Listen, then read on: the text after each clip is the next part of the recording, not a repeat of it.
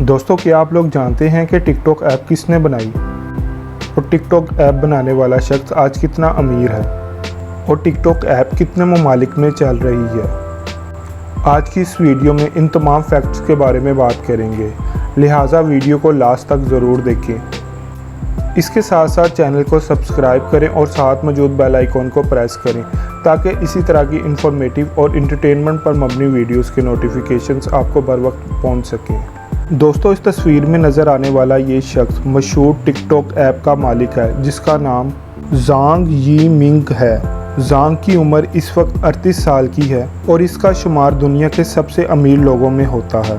सादा सा नज़र आने वाला ये शख्स 44.5 मिलियन डॉलर्स का मालिक है, जो कि पाकिस्तानी करेंसी में 6,78,770 करोड़ रुपए बनते हैं। दोस्तों, ज़ांग की ज़िंदगी शुरू से इतनी ज़बरदस्त ग्लैमरस भरी नहीं थी। एक मेहनती और सेल्फ मेड आदमी की तरह इसने भी ज़िंदगी में बहुत से उतराव चढ़ाव देखे और बहुत सी नाकामियाँ देखी हैं, मगर ना ही इसने हिम्मत हारी और ना ही अपना काम छोड़ा।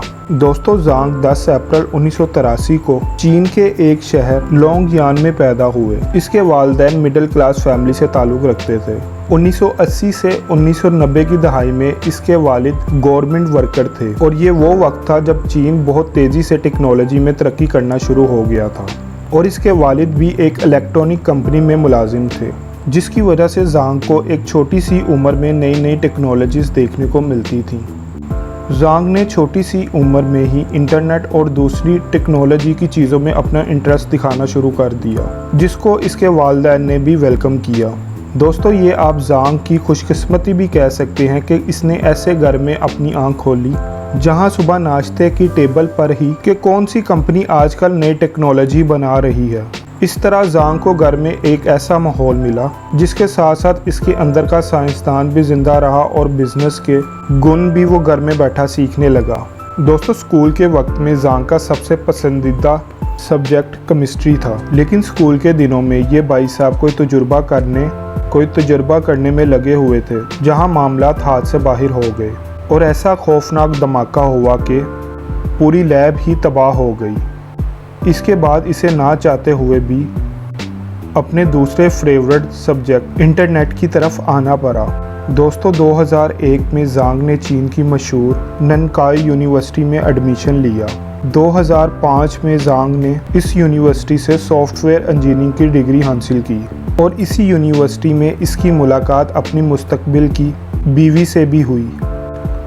यूनिवर्सिटी में ज़ांग एक अच्छा स्टूडेंट तो था ही, लेकिन ये ना तो किसी का दोस्त बना और सबसे अलग थलग रहता था, जिसकी वजह से सब लोग यही समझते थे कि ये शायद दूसरों को अपने से कमतर समझता है।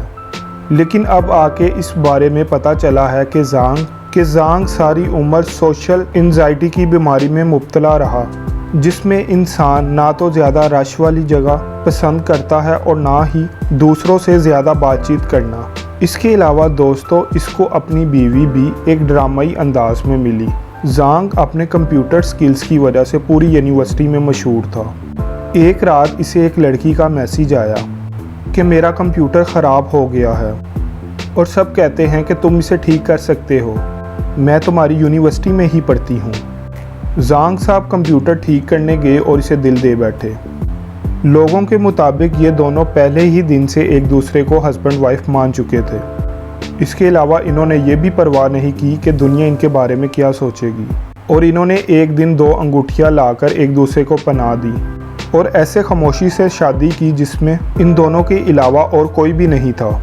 ये दोनों बाकी दुनिया से बहुत अलग हैं, जहाँ बाकी दुनिया रोमांटिक डेट पर कोई डिनर करने जाती है या सिनेमा जाकर कोई अच्छी फिल्म देखते हैं, वहाँ ही ये दोनों लव बर्ड अपनी डेट पर अपने आईपैड पर बैठकर चेस की गेम खेलते हैं। ये देख के कहा जा सकता है कि शायद ये दोनों एक दूसरे के लिए ही बने हैं। दोस्तों, 2005 में ज़ांग और इसकी बीवी अपना शहर छोड़कर बीजिंग चले आए, जो कि ना सिर्फ चीन का कैपिटल शहर है बल्कि टेक्नोलॉजी और फाइनेंस में भी सारे चीन को लीड करता है।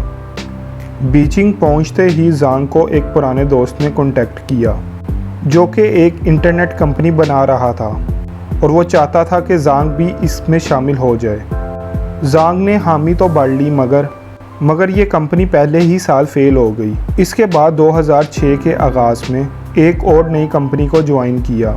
इस कंपनी का नाम था Coxsone.com और ज़ांग इस कंपनी का पहला सॉफ्टवेयर इंजीनियर बना, जो कि एक ट्रैवल ऐप थी। इसके अलावा 2008 में ज़ांग के पास अच्छा खासा पैसा आ चुका था और अब ये खुद से कुछ बड़ा करना चाहता था, लेकिन इसको इस बात का नॉलेज नहीं था कि दुनिया की बड़ी इंटरनेट कंपनियां अपना बिजनेस कैसे हैंडल करती हैं। 2008 में ये अमेरिका चला गया और दुनिया की सबसे बड़ी इंटरनेट कंपनी माइक्रोसॉफ्ट में मुलाजमत इख्तियार कर ली।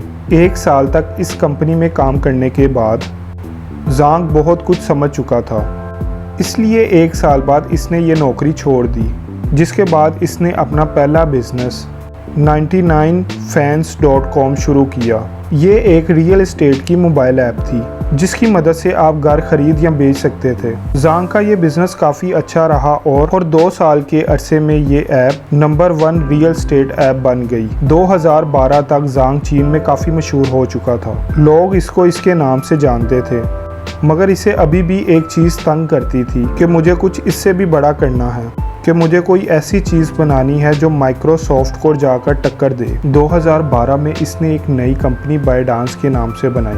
इसने अपनी नई कंपनी के लिए कोई नया ऑफिस नहीं बनाया, बल्कि 2 बेडरूम का एक फ्लैट रेंट पर लिया।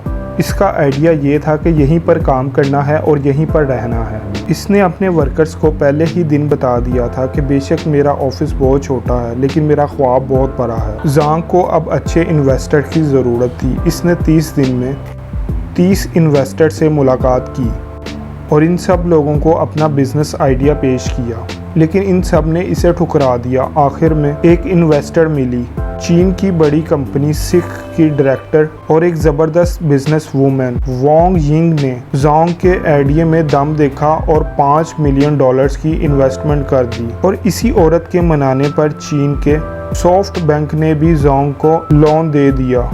इन्वेस्टमेंट मिलने के बाद इसने खुलकर खेलना शुरू किया और एक के बाद एक मोबाइल ऐप बनाना शुरू कर दी। 2012 में इसने एक नई ऐप लॉन्च की। ये इंटरनेट मीम्स और दूसरे जोक्स पर मबनी एक ऐप थी, जिसको चीन की नौजवान नस्ल ने दिल खोल कर वेलकम किया और पहले ही साल इस ऐप के 200 मिलियन यूज़र हो चुके थे।